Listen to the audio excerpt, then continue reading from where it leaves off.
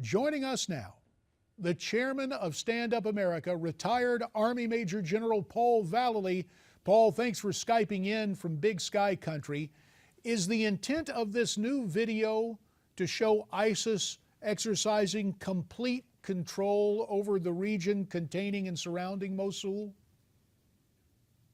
Well, it certainly is, and they continue to use the media, the internet, as best they can. They have a good propaganda campaign. There's no doubt about it, and they're right on their target. It looks like for 2015 to continue to expand that caliphate. And what's of particular interest, JD, what they'll do with that Jordanian pilot that was captured after the plane went down. But we know the target maybe next will be the eastern part of Jordan to draw down and eliminate the borders there as part of the Levant and the Caliphate. So really three things going on geopolitically. You say they're interested in striking in Jordan next, at least to wear down the border. But you also mentioned the human cost, if you will, the Jordanian pilot captured, and also this latest British hostage featured in yet another tape. What is the likelihood that those hostages will be released, or will ISIS continue its brutal and lethal ways as regards the hostages and or the prisoners it takes? Well, I think they'll continue to make a statement by the beheading and by torturing anybody that's captured for political purposes. And of course, that's why they use these kidnapped or hostages, these victims over there, to their advantage. One thing's occurring up north, JD, is the Peshmerga is on the move. They continue to need support from us, but they're not getting it from the Iraqi government. So that continues to be an influencing factor in the situation. And what's interesting, too, how Iran is so quiet about what they're doing in Iraq to support the Iraqi government, especially the Iranian Revolutionary Corps over there. So look for more advanced measures and steps by Iran in developing a counter to the ISIS forces there. It's interesting. We're going to, in our next segment with you, talk more about what's happening with the Peshmerga. And it's interesting, you mentioned the silence of Iran comparatively based on what they're doing in Iraq.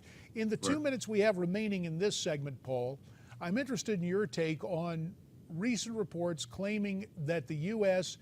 is moving a whole lot of arms and material into Kuwait, gearing up for an assault on ISIS. Have you heard this? What do you make of those reports?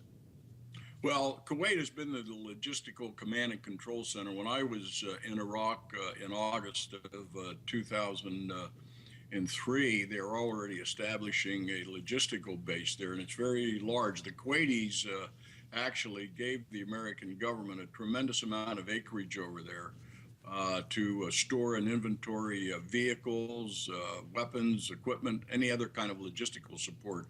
So when I was there, you would transfer from Kuwait, fly into there, and then you would take a C-130 up to Baghdad area.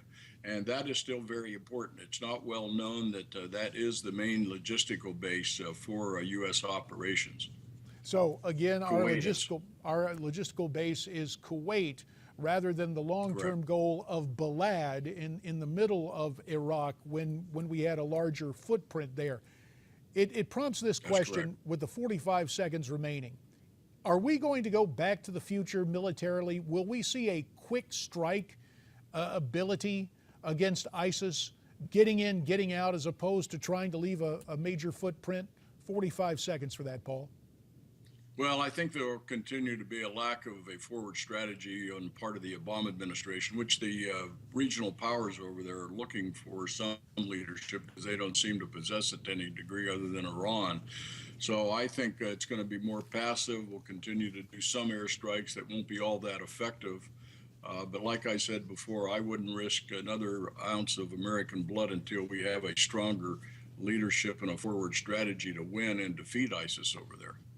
Fair enough. Paul Vallely, we appreciate your assessment there.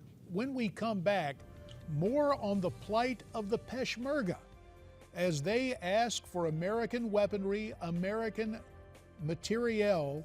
Are we getting it in their hands? What's the fate of the Peshmerga, and what may that mean to continued troubles? Paul Vallely stays with us. You stay with us too.